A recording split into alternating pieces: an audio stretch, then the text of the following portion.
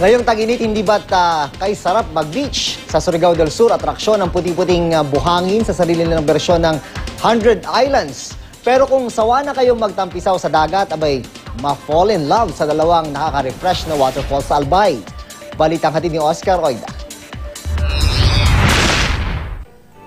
Kung ayaw gumamit ng tabo o timba sa paliligo pero gusto pa rin ang unlimited water supply, perfect destination ang Mataginting at Kitinday Falls sa Albay.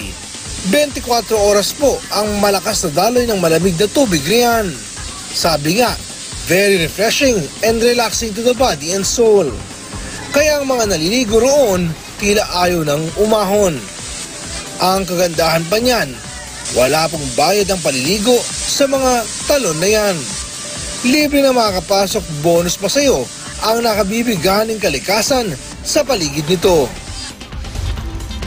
Kung akala nyo sa Alaminos, Pangasinan lang mayroong 100 Islands, abay nagkakamali kayo dahil sa Tandao, Surigao del Sur, dinarayo na rin po ang kanilang version ng 100 Islands. Sakay ng isang bangka, pwede mag-island hopping sa mga nagagandahan nitong isla. Atraksyon din dyan ang puting-puting buhangin at ang groto ng mahal na birhen. Very tourist-friendly din daw ng lugar dahil kumpleto ito sa mga amenities. High tide man o low tide, hindi mawawala o may kakaila ang kagandahan ng mga isla. At ang masasayang alaalang ipapabao nito sa iyong pag-uwi.